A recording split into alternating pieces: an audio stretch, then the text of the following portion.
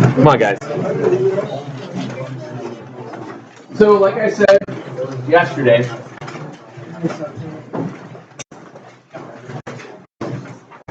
in this case here, you have fraction equal fraction. When you have fraction equal fraction, cross multiply. Okay. So as you cross multiply that through,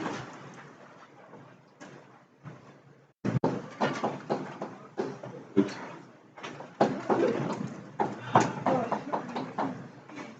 So what's like the basic idea of knowing when to find the common denominator? Fraction equal fraction, cross multiply. Okay. Now, obviously, in this case, there was some other things you could have done, but keep following the same pattern. You should be good. You should be all right. So distribute 4x squared minus 4x plus 4x minus 4. Bless you. 2x squared minus 2x minus 2x. We have minus 4x and then plus a 2. Okay.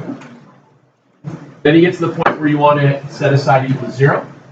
So what you want to stay with is keep the highest degree with the highest coefficient in the same spot to move everything to the left. Okay. So I'll subtract the 2x, add the 4x, and subtract the 2. So I get 2x squared plus 4x minus 6 is 0, I believe. What's the first rule of factoring? I can take out a 2. I get x squared plus 2x minus 3. What times what's negative 3 add together to get 2?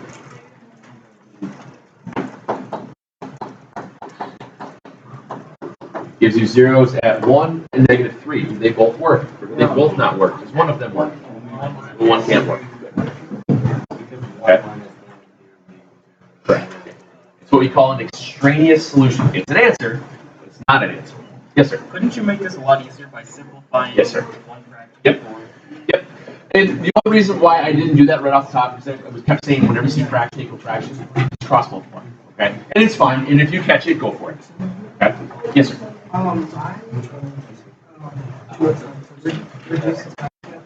That's what you just said. Yeah, and I only got. You only got 3, right? But then the problem that can happen with that is it is possible to eliminate a solution. So that's why you try not to do that, because if you eliminate a solution, you've missed an answer. Okay? Yes, sir. Could we go over 46? Sure.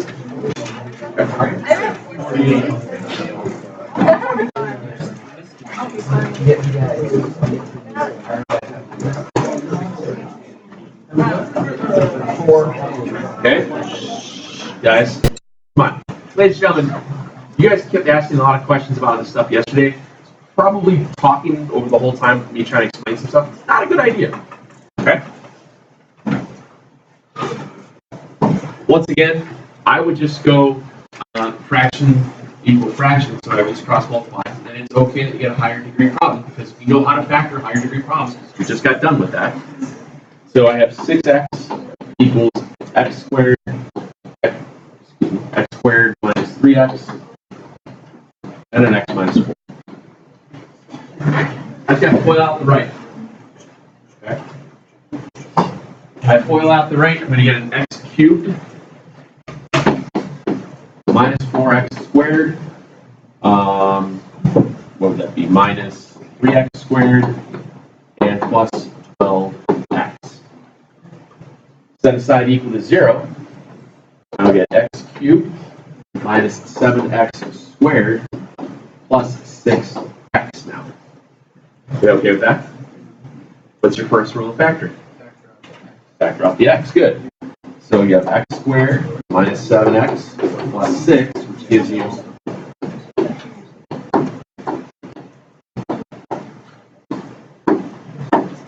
0, 6, and 1. Do they all work? 0 does not work because I can't divide by 0. 6 doesn't. This 6 squared up. That doesn't give me a 0. The other one was a 1. 1 squared minus 3. That's fine. So the answers that can't work is the 0. 0 would be extraneous. It's an answer, but it's not an answer.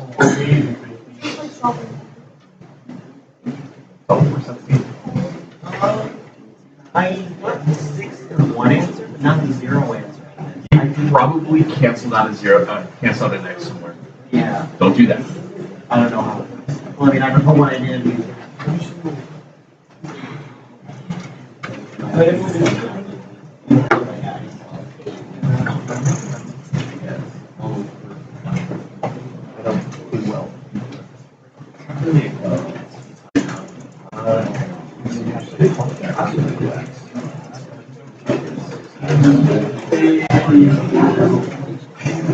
should go up there.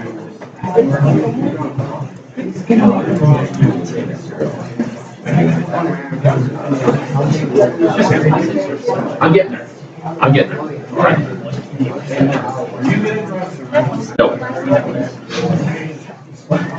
Thank you. Get 48 first. All right. So 48. You said 48. Yeah. Okay. Now, as I write this problem down, you should be factoring in anything you can. So I know that here's a difference in squares, so it's x minus 3x plus 3. So to get rid of the fraction, I got to multiply everything by the common denominator. Well, the common denominator here is going to be x minus 3x plus 3. So if you multiply everything by that, as you distribute that all the way through, the x minus 3's would go away in the first part, and you get 2x, x plus 3 equals, well, those simplify out, and you get 3x. And then the other one's going to be 2 times all of that. Well, we knew that was x squared minus 9. Okay? Instead of writing x plus 3x minus 3 times the 2, might as well write down what it equals anyway, so you have to boil it out in the end. Okay? It just saves you a step. Okay? So now you get 2x squared plus 6x is 3x plus 2x squared minus 18. What happens to your 2x squareds?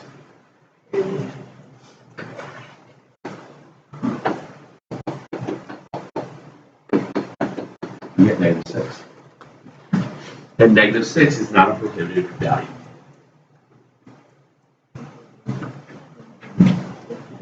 What's 6x minus 3x? Okay.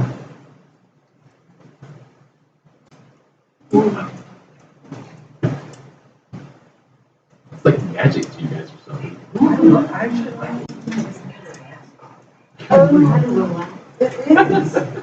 Says no one ever. Because it's like all this stuff that it's like just nuts. So there's that. It's the same set of patterns which is all. Yeah, I am.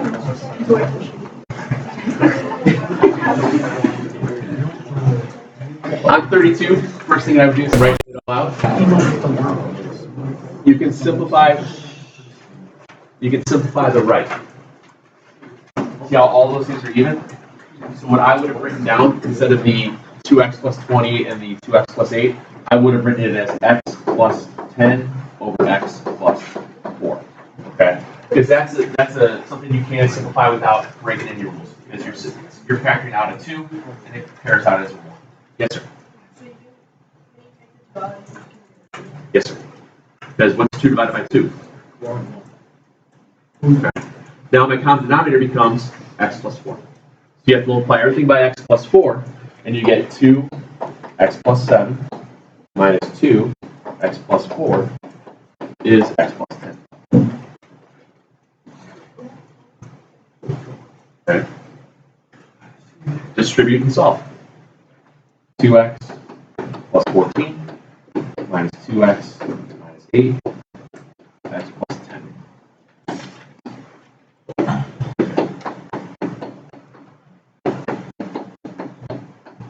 And you get negative 4, which is an answer, but not an answer. Okay. It's an extraneous solution.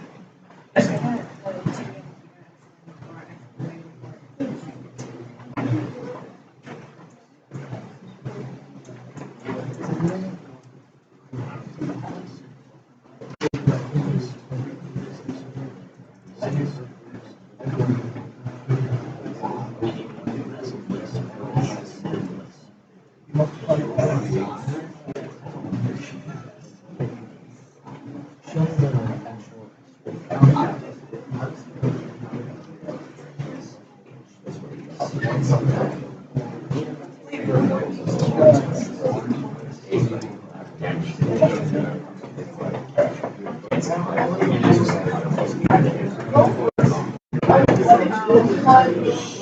I can't hear you. I did. Yep. Multiply everything. I multiplied everything by x plus 4. Everything I multiplied by x plus 4.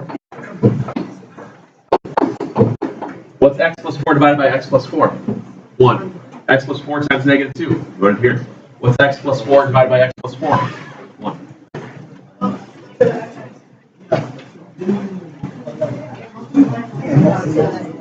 Yeah. Because it's over itself. What's x plus 4 divided by x plus 4?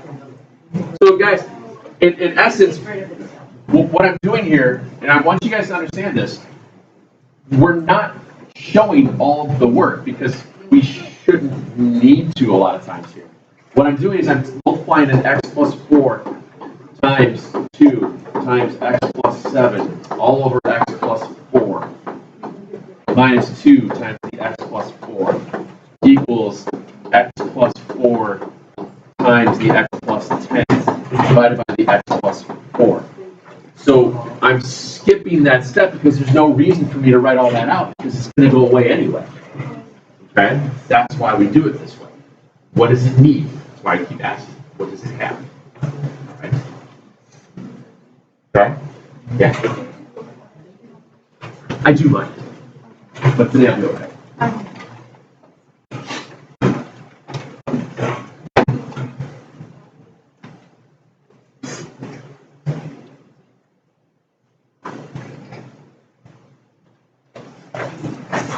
Or we'll be pathetic.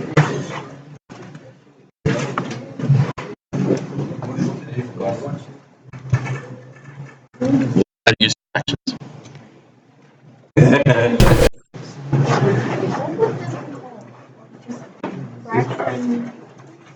Fraction Fractions plus plus times e.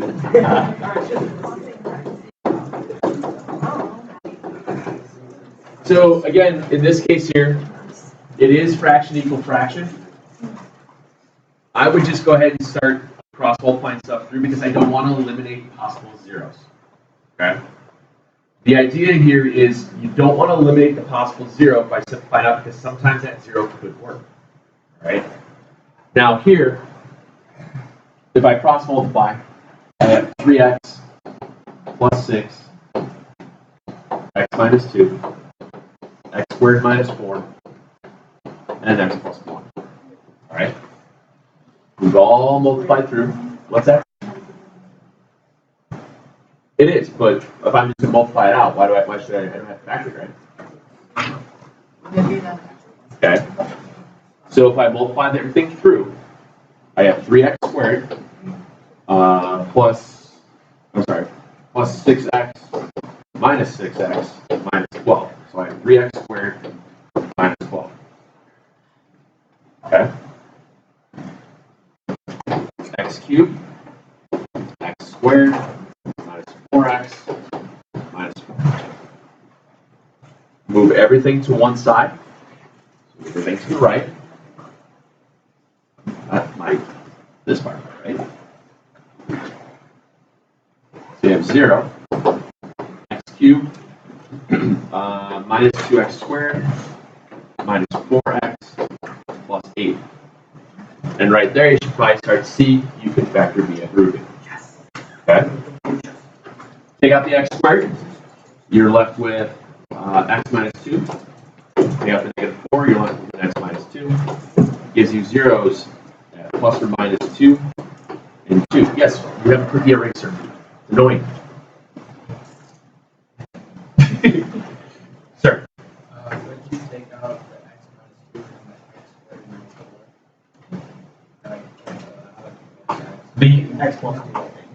The problem, the reason why I don't do that is because you run the risk of losing out on a 0.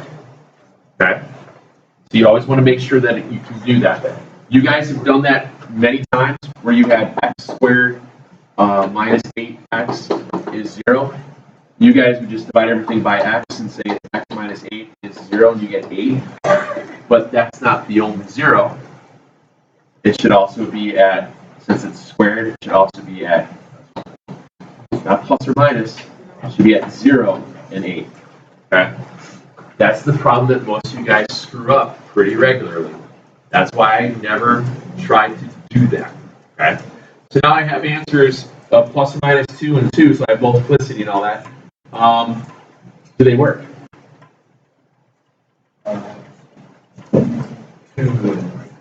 Does negative 2 work? They're all extraneous. Because negative 2 squared is 4, 4 minus 4 is 0. Yes. Everyone gets confused that. I'm so sorry. Because there's two twos, can you just like say, like, can you just get rid of the second two and just say plus or minus 2? And these are ones. You called me a man.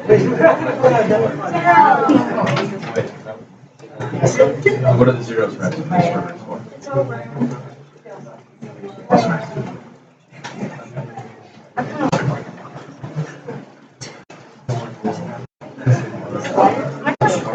You had 9-5 stuff.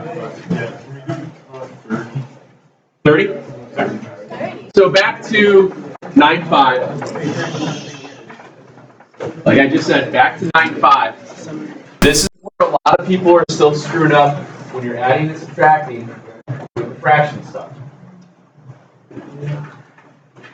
What I want you guys to remember is that these problems are really no different than me asking you to do this.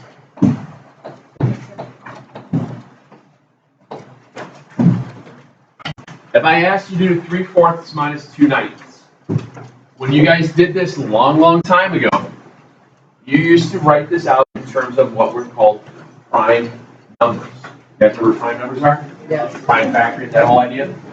So if I list my denominator of 4 as a product of primes, that's what times what? 2 times 2. Okay. Actually, I'm going to change this to an 18. All right.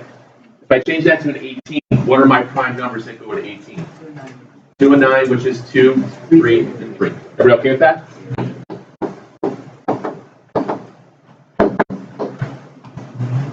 What do they have in common? How many? So I circle a set of 2's. I circled that, I wrote it down. What's left? A 2. Fraction on the left starts with a 3 up here. It has 2 2's. What does it need? 2 3's. Fraction on the right starts with a 2 up top. What does it need? Well, it's got one of them. It needs a 2 and 3 3's. Sorry. It has 2 and 2 3's. It needs one more 2.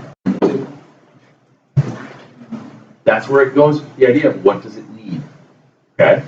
So 2 times 3 times 3 is 27. 27 subtract 4 is?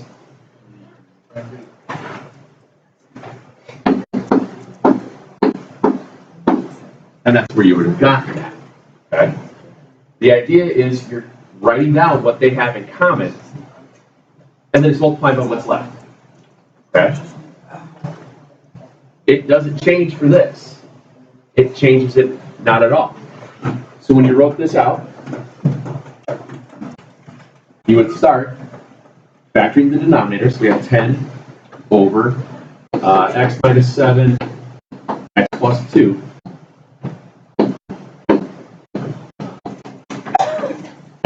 Well, what do those two guys have in common? So I circle what they have in common. I write it down. What's left? X plus 2. Fraction on the left. It has both parts, doesn't it? So it doesn't need anything. Fraction on the right has an x minus 7. What does it need?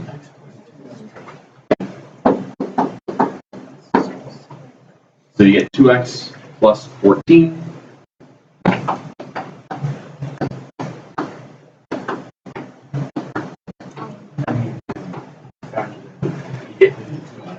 If you take the 2 out, you just get x plus 7 doesn't get you anywhere with it anyway. Okay? And you're done.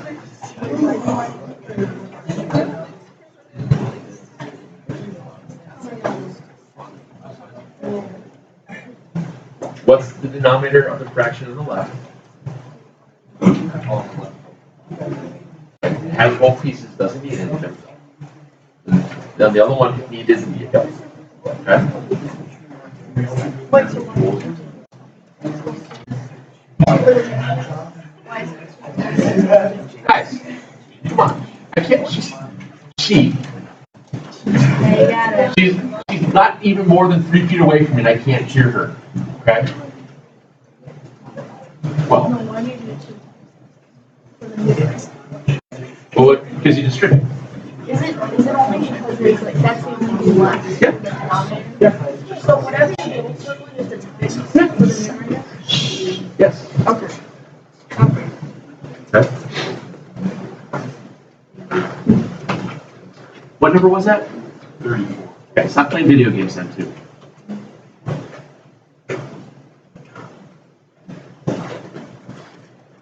As you start going through it, factor everything as it sits, as you write it out, just like always. -3 to get you to 1, that doesn't even factor. Well, there's no reason to do that then. You're not trying to find any zeros here.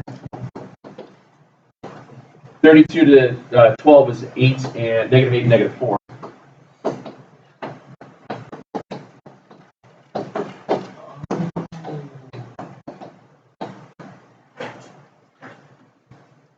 What do they have in common?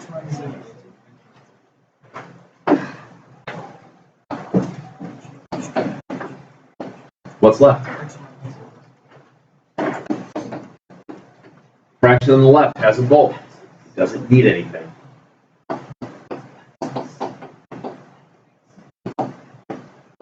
Fraction on the right needs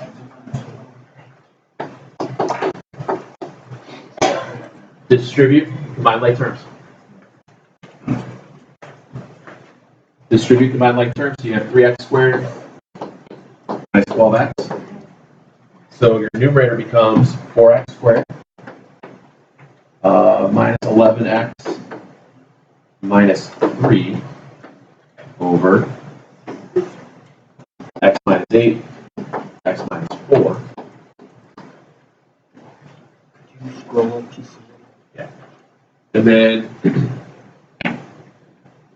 if you look at that numerator is now factorable. What times what's -12 to get you to -11? -12 and 1. So if you start peeling that apart, if you have -12, -1, will any of those get you to an x minus 8 or x minus 4? I don't think so either. But the idea is, once you recognize the possibility, so it's 4x squared minus 12x minus 1x minus 3. So as you see this, if I factor that out, I'd have a 4x minus a 1 for one term. The other one would have been an x minus 3.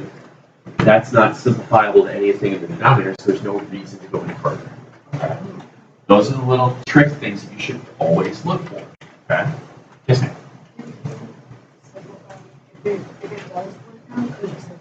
You could, because it just means that there was a hole in the graph. And we'll talk about that, holes in graphs and stuff like that. All right. But yeah, it's just one of those oddities that can happen. All right, it's just one of those oddities that can happen. So the answer is just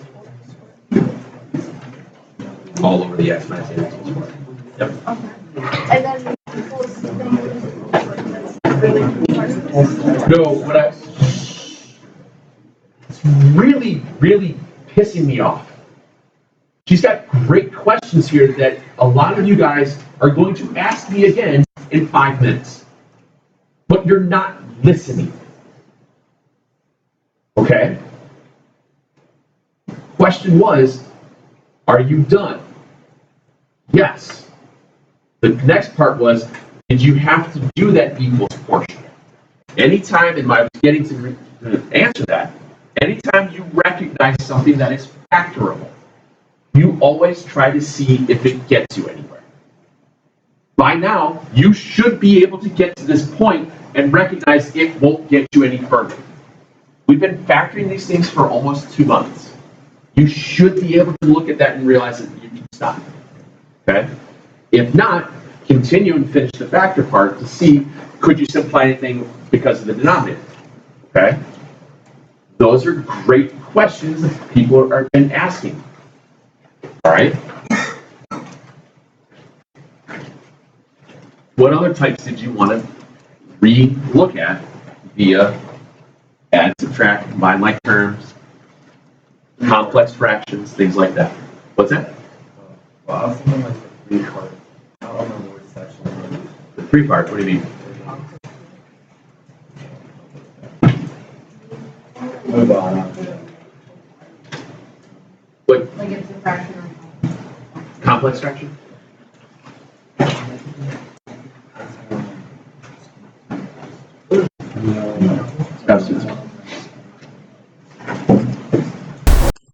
I showed this example in first hour. And the reason I wanted to show you this one, because this had one part to it that I don't remember if we actually talked a whole lot of. What's x to the negative 2 mean? Yes, sir. It means the reciprocal of x squared. Okay. Which is? 1/x squared. So one of the properties that we didn't really talk a whole bunch about at the very beginning of this unit with polynomials and stuff was that there were a whole bunch of different rules for exponents. We talked briefly about when we were combining like terms, who wins in the battle of war, but we really didn't get into the negative exponents. Okay? We try to stay positive. Now, one of the things we will get back to, we will get to the negative exponents when we get to our fractional exponents at the start of second semester. But this piece here, this x to the negative 2, this means 1 over x squared. Okay. So we're looking at this one. We've got 1 minus x over x to the 4th. And then the big denominator, or the other part, would be 1 over x squared minus 2 over x squared times x plus 1. Now, the reason why I wrote it as x squared times x plus 1 is it's factorable. Okay? Just like I've been saying, anytime that you can factor something as you're writing it down, do it. Okay? So now that denominator at the very bottom, you can get a common denominator. It's going to be x squared times x plus 1.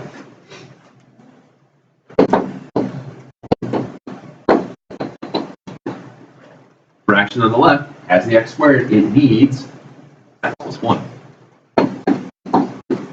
Fraction on the right has them both. So it's just minus 2. And this guy just goes along to the right. What's 1 minus 2? Okay. So this becomes x minus 1. All right? Keep, change, flip.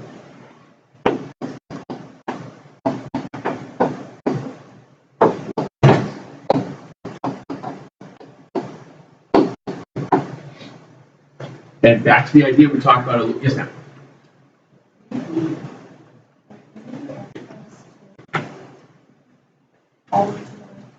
Remember, this guy here was, this needed an x plus 1. This was x plus 1. This didn't need anything. This was minus 2. So 1 minus 2. Okay. So remember how we talked about the idea of playing war? X squared and x to the 4th. Who wins? 4. So what's 4 minus 2? So what happens is this guy drops, and this becomes x squared. Okay? These two are pretty darn close, aren't they? How do I turn this into that? Do you remember that trick? Very good. Same idea as taking that times negative 1. So this is negative 1 times x minus 1, which now means no. And all you're left with is negative 1 times x plus 1 over x squared. And if you want to rewrite that as 1 minus x, that's fine. Remember the rule of exponents. What does x squared mean? Okay. So x squared is x times x. What's x to the 4th mean?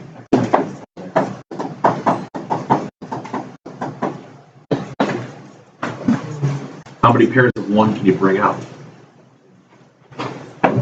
What's the numerator become? And what's x times x? That's where we did. Whenever you have exponents, when you have same base, different exponents in numerator and denominator, play war. And whoever wins, you subtract from it. Okay?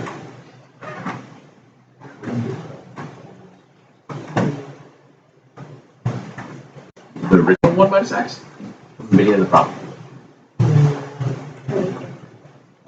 It started with the 1 minus x. We wrote it as -1 times x minus 1 just so we could figure out that term. Right. Sometimes they hide that like that where they make it plus. Right.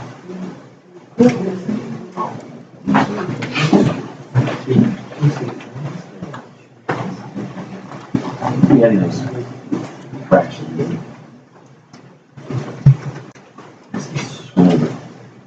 Kind of annoying. Anyway, whatever. What else we got? What other style?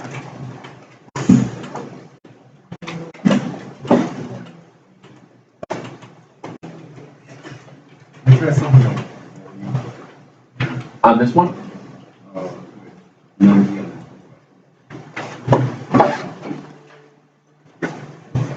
Same idea. As you're writing it down, factor it. Okay.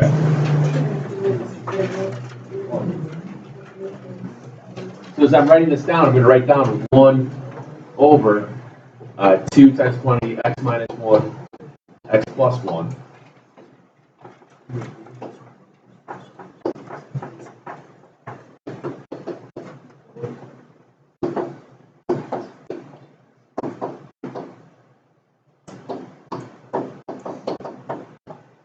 Okay. I'm writing everything down that I can to factor. I recognize that 2x squared minus 2, if I take out the 2, I have a difference of squares. That's why I wrote it as plus 1 minus 1. I don't have to do anything with that top fraction, but I have to do something with that bottom fraction. That bottom fraction has a common denominator now of x minus 3, x plus 1. Okay.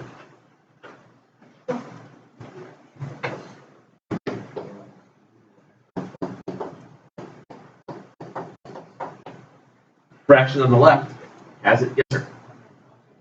Oh, what does it need? Because it has the x plus 1, it needs the x minus 3, so it's going to be 2 times x minus 3. Fraction on the right has them both, so it's just plus x. Okay. Distribute, combine like terms. We have 2x minus 6, so I get 3x minus 6. Take out the X. No.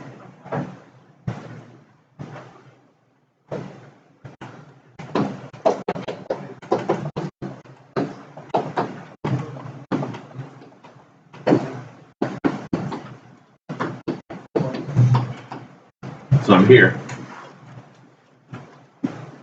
Now I'm at keep, change, flip.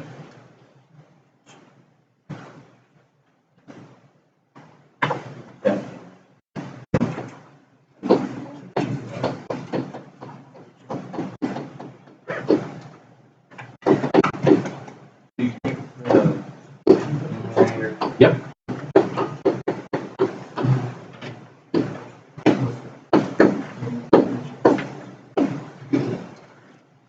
Well, this is rather uneventful.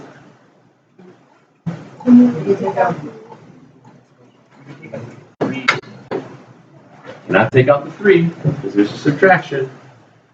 The only thing I did differently with that 3x minus 6 is I factored out the 3 to write it as 3 as x minus 2, just in case there was something that could have happened. But in this case here, there's nothing that can happen. So my final answer here would have just been x minus 3 over 6, x minus 1, x minus 2. And if you didn't bring out that 3, like I always say, whenever you're trying to simplify stuff out, once you get to this multiplication part, always see if you can do something with it beforehand, but you don't have to put it back in. But I know that 3 times 2 is 6. Okay. And that's going to wind up. What's the original one? That was 1 over 2x squared minus 2. Which one? And like I said, what I did was I knew that I had a GCF of a 2, and that left me a difference of squares. Oh, so that's that. Yeah, that's where I got that from. Okay. So I just, like I said, as soon as I write stuff down, I'm factoring it as I go because And you just multiply. Yeah. You can do that if it's fractions divided by fraction. multiply by, you change what? That's how that works. Over and over and over and over again. And when you're done with it, you do it again. I made some stuff from the cooler machine.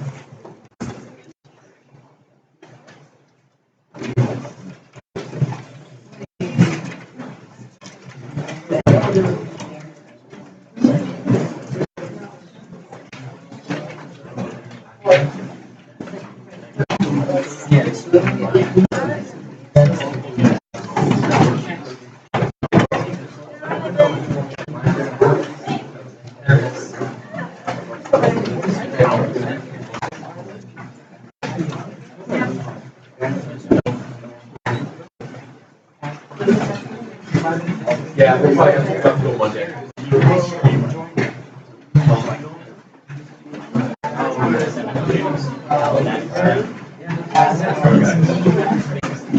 That's what I'm saying. So when you go first, you will win. It depends on, like I said, you always want to factor out anything as going to multiply stuff out, so you don't have to multiply anything. That's it. Now, one of the things, yes ma'am. Yes ma'am. Now, one of the things I was just about to say that, one of the things, when you have these problems written out as multiplication or you have them written out as division, right off the bat, as you're looking at it, obviously we would start going, hey, let's factor, let's factor, let's factor.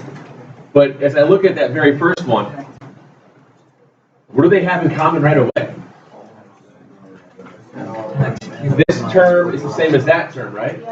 So what do? All right, and you can do that because you're treating this as its own term, since you're getting rid of the whole thing. Okay. Sometimes it happens. All right. And then what do? Take out the threes.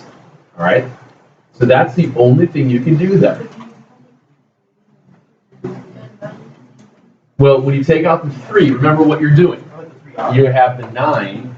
Here you got a 3, then you have an r squared plus 10r. What's 9 divided by 3? 3. There's your answer. But you're saying if you bring out the r, then you'd have r times quantity r plus 10. That's not wrong. It's just in this case here, if you recognize that you've got factors of 3, you don't have to do that. Okay. There are certain variances of answers that will work versus ones that won't. If you took out the r, I'm cool with it. If you left the r in there because 3 just came out, I'm cool with that.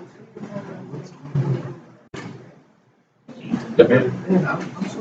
Yes, sir. Ben, we got.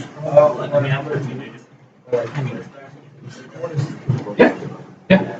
You take out the 3, then you get 1 over x minus 8. Okay? You don't have to use p's and r's and q's and m's and b's and k's and d's and a's and n's. If you switch everything to x's, that's fine. That's normally what I would do anyway. I did not make a solution, like a worked out key to this, but I just let the answer key. It's on the calendar, so the answer sets are on there. And like you were just saying, it's possible that some of the answers might be a little variance of what you get, depending upon how you factored it. If there isn't a GCF that we forgot, you'll be fine. All right, that's usually the biggest, the key on that one. What he was asking was, in this case here, what if you wrote it as r times quantity r plus 10 for the denominator? That's perfectly fine, but it depends on how you saw it. Because here we knew we had 3, so you just wrote it as r squared plus 10. That's fine too. So there are subtle variances in that are not wrong. Okay. As long as that GCF is out, we're happy. Okay? We'll get started on the graphing tomorrow. Ooh.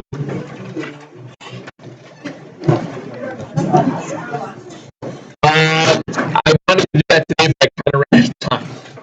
So I know. It's really bad. This year is awful. I've been absent trying to get things caught up. It's been so bad that this many people waiting for something before. Stop fishing school.